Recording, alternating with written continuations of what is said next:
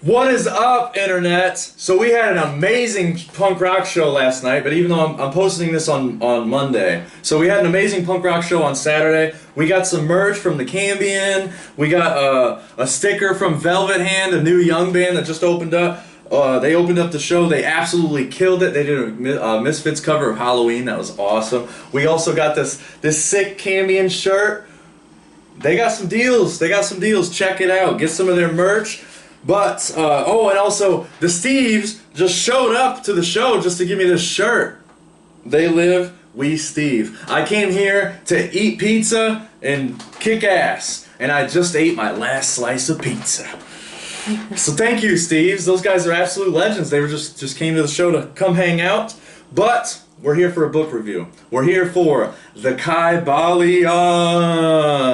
I hope some people were waiting for this. This is gonna be a good one. I also had some help from a classmate, but we'll get to that. So let's get into it. The Kybalion. The Kybalion is a work of mystical tradition that has survived from antiquity, written by the three initiates. This book explains the basics of symbolism in the Bible and other scripture. The main teaching being the 7 principles of nature. Or, as Mario West likes to call it, the Hermeticum. Shout out to Mario West. Your book is on our list, by the way. These principles represent the power of truth and knowledge. Thus, they will endure forever. Time and location are irrelevant when it comes to these principles. The book itself. The book presents itself as the essence of the teaching of Hermes Trismegistus, or the thrice great Hermes, a legendary semi-divine figure who is said to have brought learning to Egypt in the remotest past. That is a quote directly from the intro. The introduction also discusses the three initiates discuss who the three initiates might be, because it is a mystery. Richard Smoley, the author of the intro, compares various ancient and modern day texts to get closer to the truth. Smokey writes, "Do you really want the power to think something and instantly make it happen? Do you have the will and self-mastery that would require?" This quote reminded me of, and there's an Adventure Time episode. The Adventure Time episode is called Rainy Day Daydream. It's a great allegory that shows the power of imagination. Check out Adventure Time.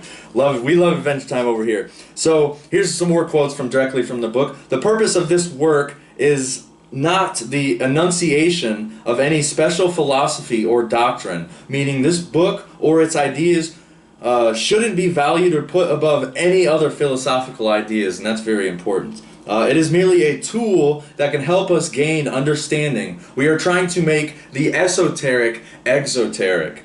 Exoteric is when something is known to the general public, and esoteric is usually it's like kept hidden from the general public. Our intent is not to erect a new temple of knowledge, but rather to place in the hands of the student a master key, which he may open the many inner doors of the temple of mastery through the main portals he has already entered. And that's a direct quote from page 1. And so, getting into chapter 1, chapter 1's called The Hermetic Philosophy. And here's another quote: "The lips of wisdom are closed except to the ears of understanding." Chapter 1 discusses Egypt being the origin of this hidden wisdom, mystic teachings, and Hermes Trismegistus, the god of wisdom, as he is referred to. The fundamental esoteric and occult teachings to be discovered from this book have strongly influenced the philosophies of all races, nations, and peoples for several thousands of years. In fact, so long they can't even put an exact date on it. So it's kind of speculation when you start getting into the history of this knowledge. It is said the details of Hermes' story is lost to history. Some say he existed alongside Abraham. Jewish tradition claims that Abraham gained some of his knowledge from Hermes himself. It is on record that Hermes lived for 300 years in the flesh. This is where we get the term hermetic, which means secret or sealed so that nothing can escape. The reason students kept this information occulted is because they did not believe in casting pearls before swine. Pupils chose to teach the adage of milk for babies, meat for strong men. That's kind of funny. That makes me laugh. Christian students will recognize these quips, though they've always been used even before Christianity. To this day, one can find Hermetic teachings in all lands and religions. This is how we can lose information through obfuscation. Teachers become priests, mixing theology with philosophy. Lost at the time of Constantine, losing the very essence and spirit. But there is always a few faithful souls who kept alive the flame, tending it carefully and not allowing its light to become extinguished. And thanks to these staunch and fearless minds, we have the truth still with us. Page 10. The book mentions the legends of the Philosopher's Stone, which is a stone that turns base metal into gold, stating the Philosopher's Stone is simply an allegory of Hermetic philosophy. When the ears of the students are ready to hear, then cometh the lips to fill them with wisdom. Page 12. I love that. It gets me fired up. It's getting Squirt fired up too, if you guys can hear that. Squirt dog, you getting fired up in there? Getting fired up. Oh, I love it. Okay. But there's also a few faithful souls along with it. This, the book mentions the legends of philosophy, Hermetic philosophy, when the ears of the... Okay, so chapter 2, the 7 Hermetic principles. Number 1, principle of mentalism. Number 2, principle of correspondence. Number 3, principle of vibration. Number 4, principle of polarity. Number 5, principle of rhythm. And number 6, the principle of cause and effect, which I think that's my personal favorite. Mentalism embodies the truth that all is mind. The all, aka the material universe, phenomena of life, matter, energy, or all that is apparent to our material senses. To our material senses, what are the things we can physically feel, is spirit. Spirit is unknowable and undefinable. Understanding this principle enables the individual to grasp the laws of the mental universe. It explains the true nature of energy, power, and matter. Without the master key, mastery is impossible. Correspondence, as above, so below, as below, so above. As Above, So Below is also the name of a 2014 American horror film directed by John Eric Dowdle, I hope I pronounced that correctly, featuring the catacombs of Paris. That movie is awesome. I freaking love that movie. We got to watch it here soon because we're coming up on spooky season. The film received a lot of negative reviews, like the all great films with misunderstood allegory, like 2009. The 2009 film called Agora, I think it's got Natalie Portman, I believe. I can't, don't quote me on that. 2002 Equilibrium, or even 1999, the film 1999 of Arlington Road. There is a correspondence between the laws of phenomena and the various planes of being and life. This principle gives us the means to solve many a dark paradox and hidden secrets of nature. So then, from there we're getting into vibration. Nothing rests, everything moves, everything vibrates. Page 17. Explaining the differences between different manifestations of matter, energy, mind, and even spirit. The vibration of spirit is so intense and so rapid it appears to be at rest. There are millions of degrees of vibration when understanding this principle. You can begin to master your own vibration as well as others. Polarity, we're getting into polarity. Everything is dual, everything has poles, everything has its pair of opposites. Like and unlike are the same. Opposites are identical in nature but different in degree. Extremes meet. All truths are but half-truths. All paradoxes can be reconciled. That's from page 19. It explains old paradoxes that have perplexed so many, even everything has two poles or opposite aspects of varying degrees. Where does darkness end and light begin? What's the difference between large and small? Degrees of a pole. They're all degrees of a pole. Degrees of polarity. So from there we get into rhythm. Everything flows out and in. Everything has its tides. All things rise and fall. The pendulum swing manifests in everything. The measure of the swing to the right is the measure of the swing to the left. Rhythm compensates. Page 21. Embodying the truth in everything, there is manifested a measured motion to and fro, a pendulum-like movement, a tide-like ebb and flow. Cause and effect. Every cause has its effect, every effect has its cause. Everything happens according to law. Chance is but a name for law, not recognized. There are many planes of causation, but nothing escapes the law. This principle embodies the fact that there is a cause for every effect, an effect for every cause. That's from page 23. Gender. Getting into the principle of gender. Gender is everything. Everything has its masculine and feminine principles. Gender manifests on all planes. Expressing the truth that gender manifests in everything. Masculine and feminine are constantly at work on the physical plane. On the physical plane, it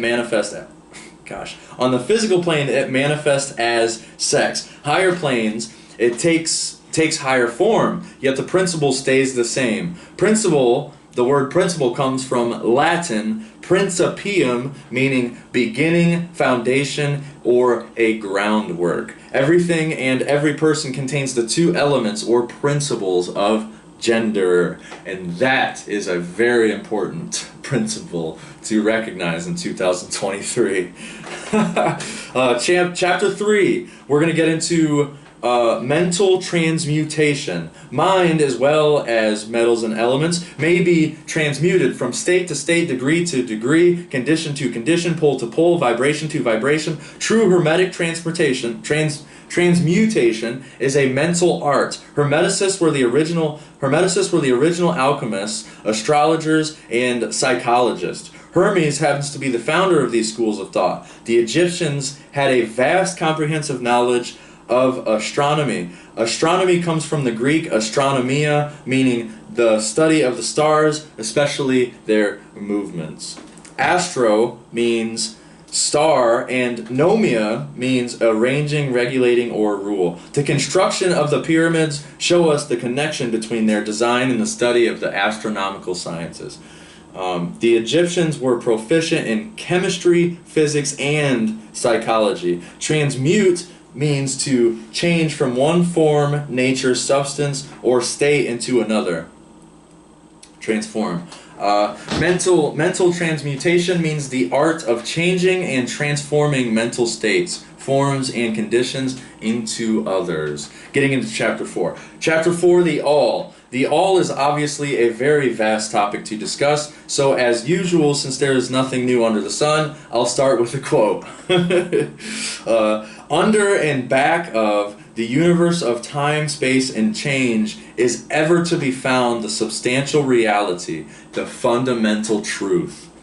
I am still learning every day, so there are some things I can explain. There are some things that I can explain in a way that's way easier to understand. The reward, you could say, of studying this one great work is the ease of rhetoric alongside the understanding.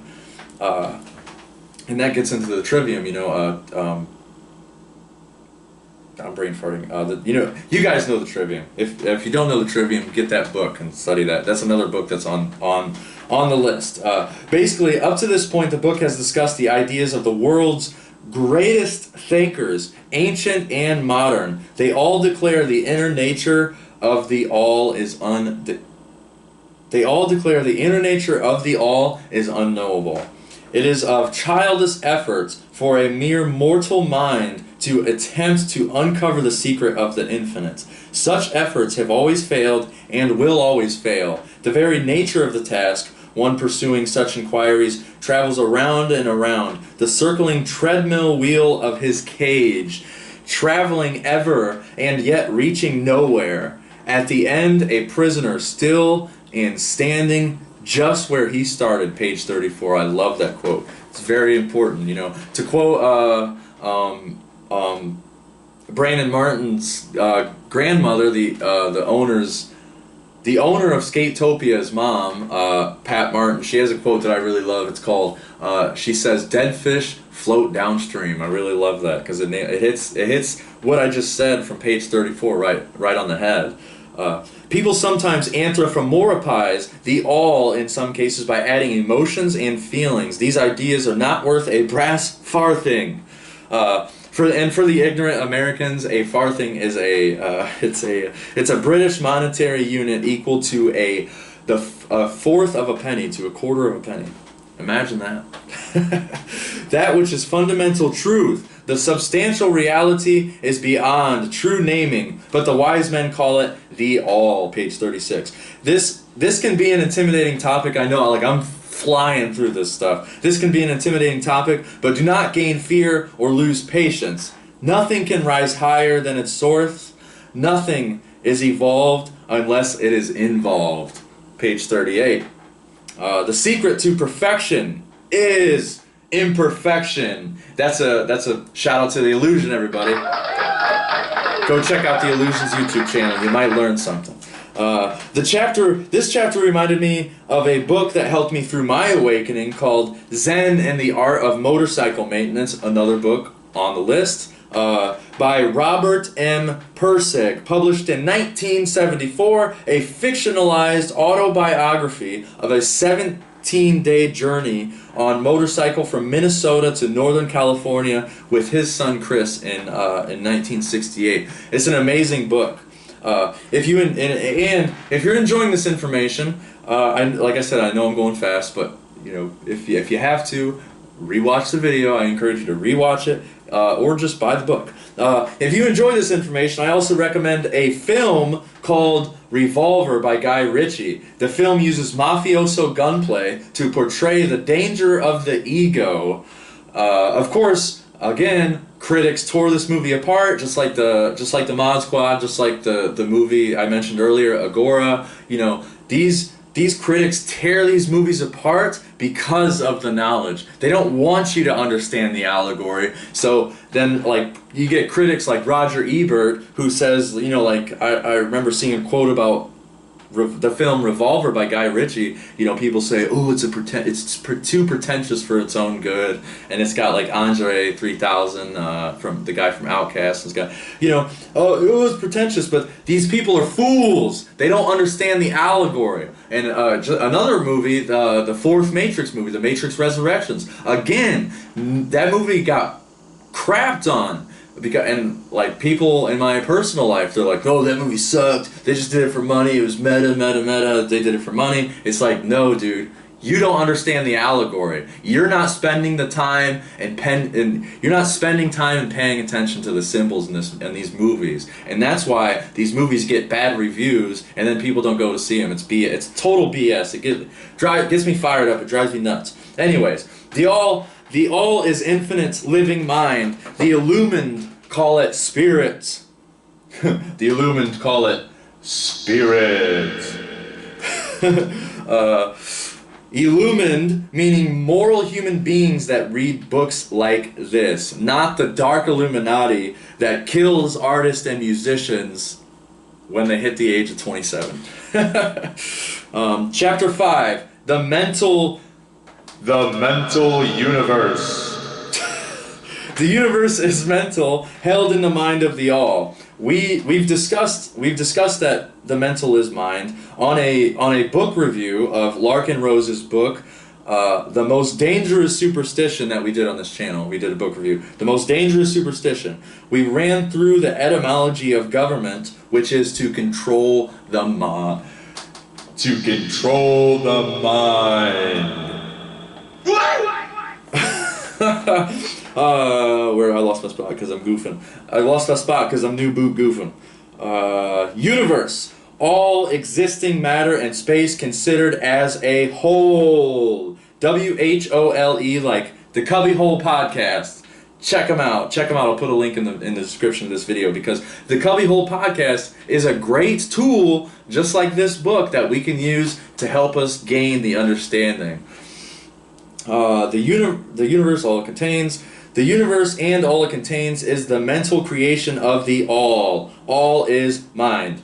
This chapter is very deep topic, and so vast that I didn't even know where to begin. Like I said, I'm still learning every day, which is why I recommend scooping up a copy of this book, Yeah, I mean, look at this book. It's gorgeous. You got the alchemical gold pages in there because, and again, if you understand the symbolism, you know exactly why they put them gold pages in there. It's a beautiful book. I think we picked this up for like $12 off Amazon, man. There's no excuse. You can even get this book for free online and find a PDF, you know? There's no excuse in today's day and age. So scoop up a copy, and for that chapter, I asked a fellow classmate of the How to Become the True Media seminar that we are taking. Since Brandon Martin is working on the upcoming Seed Conference, we're going to put a link to that in the description below, and because he's too busy working for the Seed Conference for everybody, an absolutely free online event that you can attend for absolutely free. Again, there's no excuse. There's no excuse. But anyways, so this is my classmate's summary of the mental universe. The three initiates, or probably William Atkinson, are stating some truths about the mental universe while relating aspects of other Hermetic principles, correspondence, and gender. First, the universe exists or proceeds from the all. It must be a creation. But how is it created? It would not make sense if the all being the source of the creator of the universe we dwell in, created from itself. How could this be? Oh, shoot. How could this be? The all would lose part of itself if it created from the being and substance of itself. The creator would not be subtracted or divided from itself. This would dissolve itself into the universe quite literally. The creator would lose its essence if this were the case. Also, wouldn't the universe be fragmented and therefore not orchestrating itself wholly if it was a part of the all? But how then how then can the universe be made? The three initiates offer an explanation that I see quite plausible because they relate on the plane of correspondence. As above, so below. They relate the Creator's creative divine aspect to man's creative mode. Man, this is a mouthful. Where do all creations begin with mankind? They begin in the mind. Man does not give away a limb or part of himself literally when creating. He or she, of course, creates from the mind. Let's say I am an author of fiction. I create characters, a plot, a scene, and scenes in my mind. I do not have to transfer or subtract a portion of myself to do this.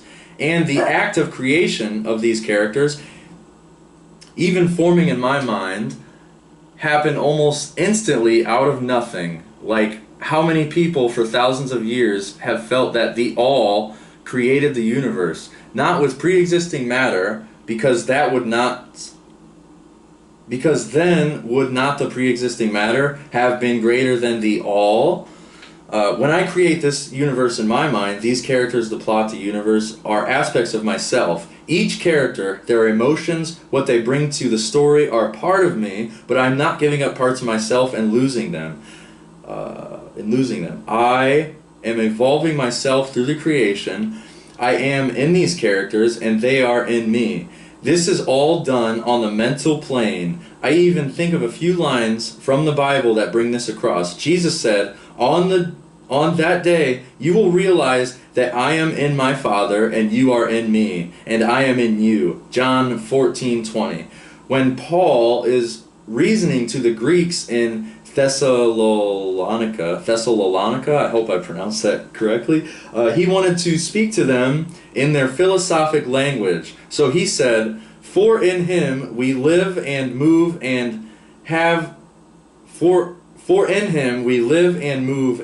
our acts and have our being, as some of your own poets have said. We are his offspring. Acts 17:28. I would create a whole new story with the new character in this new setting and new universe. Aspects of me are in this universe as well. This does not undo the other stories I have created. Could this be a micro-scale explanation on multiple dimensions or universes?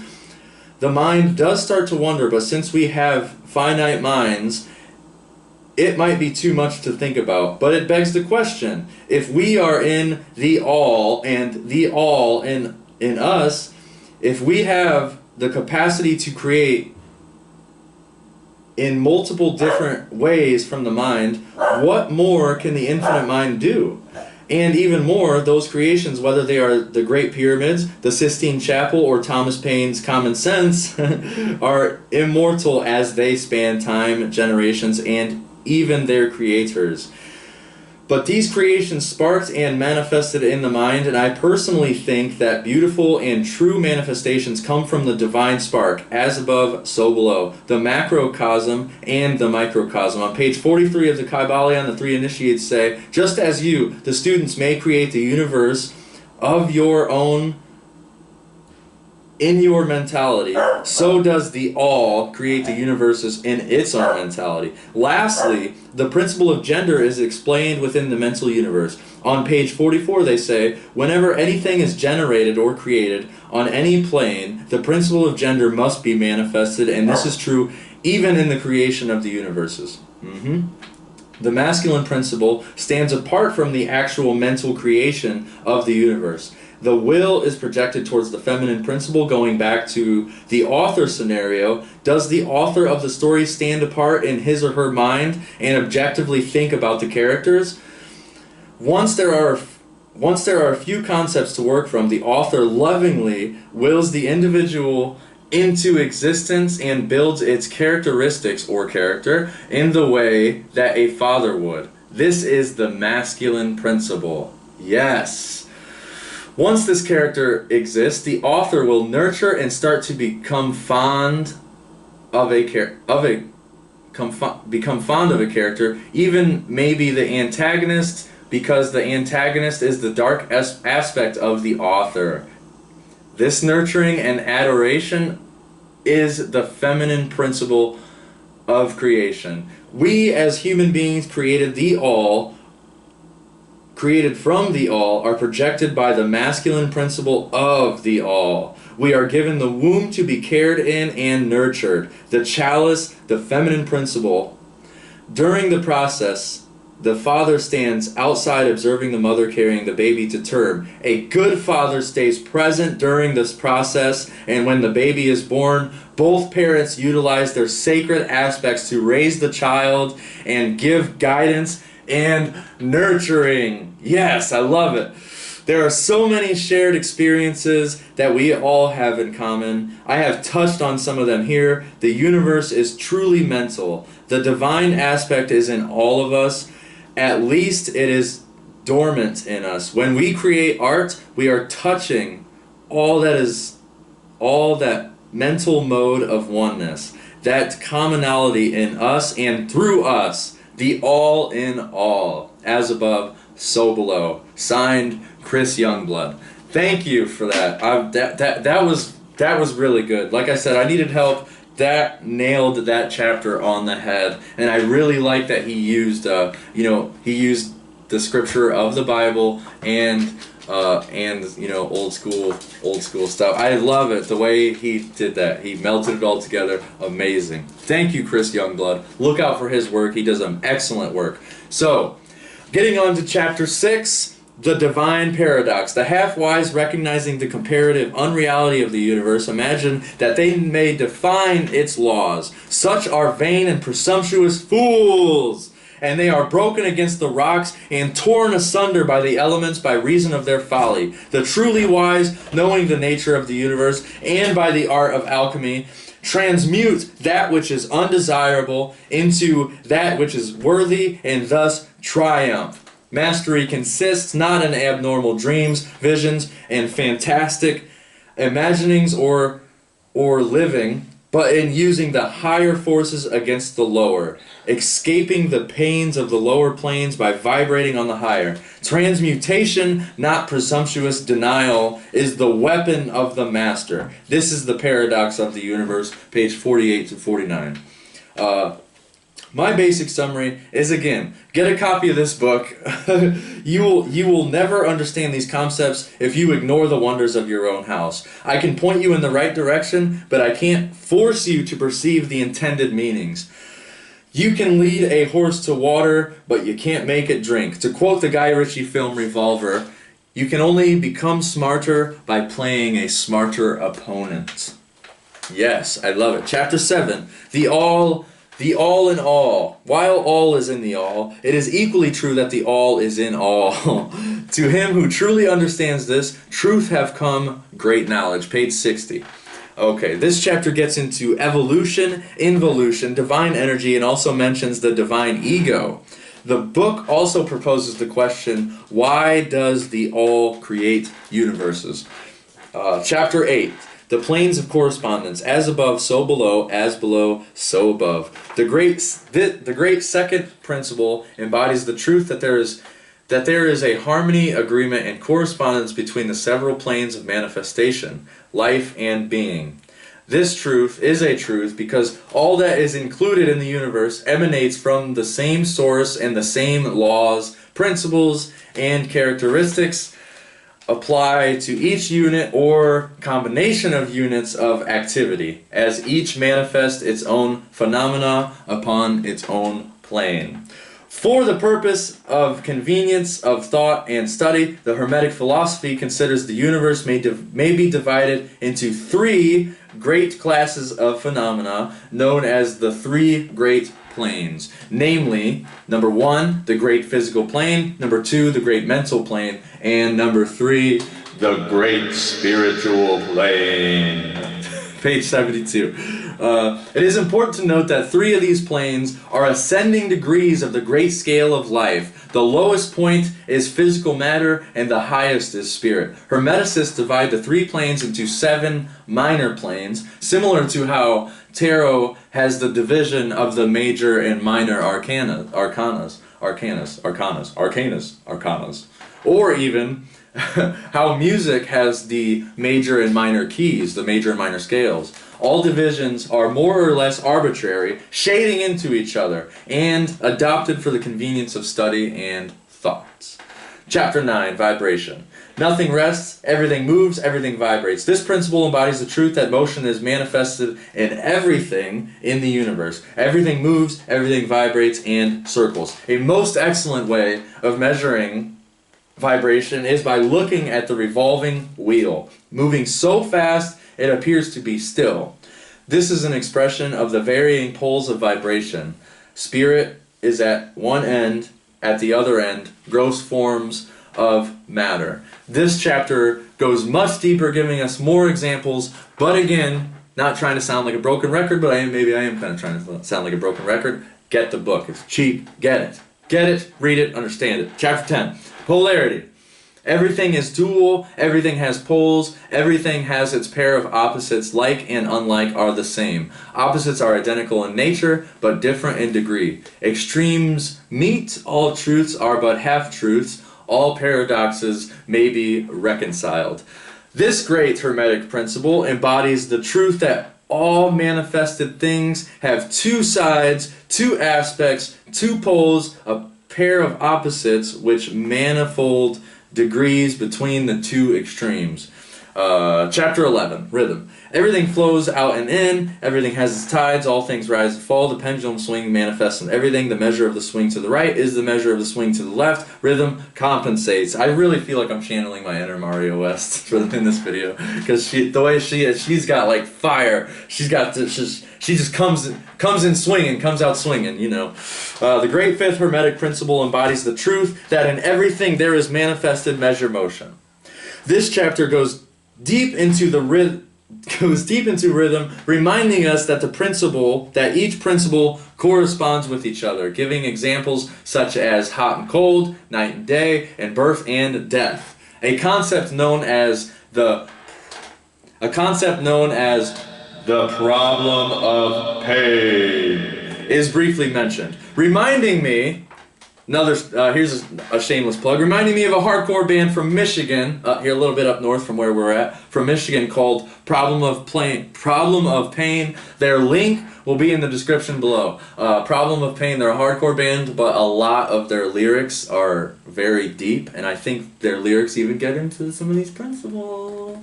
You might learn something if you're a metalhead. Go listen to Problem of Pain. Chapter 12, Causation. Every cause has its effect. Every effect has its cause. Everything happens according to law. Chance is but a name for law not recognized. There are many planes of causation, but nothing escapes law. The great sixth Hermetic principle, cause and effect, embodies the truth that law pervades the universe, that nothing happens by chance. Chapter 13, gender. Again, this is very important. Gender is in everything. Everything has its masculine and feminine principles. Gender manifests on all planes. The great seventh Hermetic principle embodies the truth that there is gender manifested in everything. The word gender is described from the Latin root meaning to beget, to procreate, or to generate, to create, to produce. That's what gender means. And that's, again, that's very important.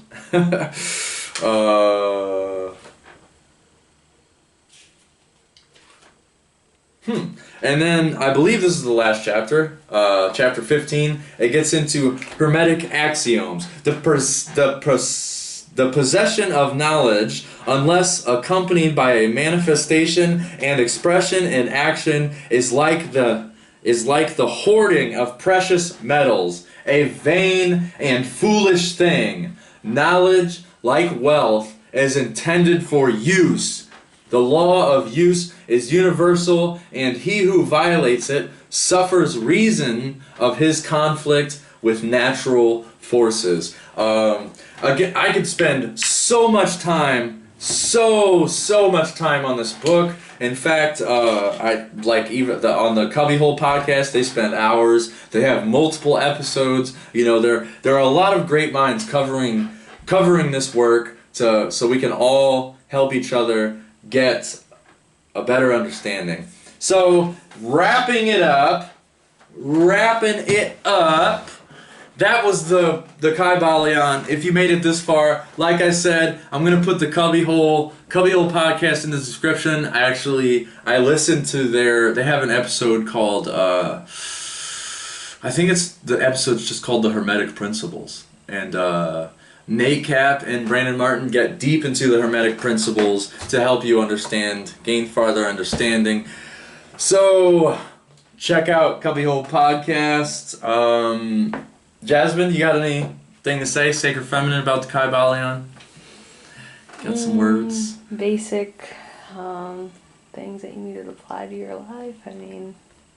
Yep. Everybody needs to understand it and apply it.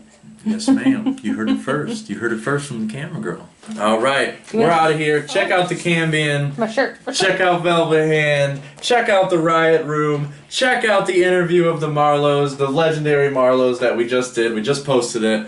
Check that out because individuals matter, right? That's what the quote to quote the Matrix, she said, in the newest Matrix film, she said, "You've given up on people and you're worried about plants." And that was an awesome quote, because I'm never giving up on people. I'm never giving up on plants. Individuals. Yeah, I'm certainly never giving up on plants, right? Just ask Matt Bennett about that. Swing! All right. Thanks for tuning in if you made it this far.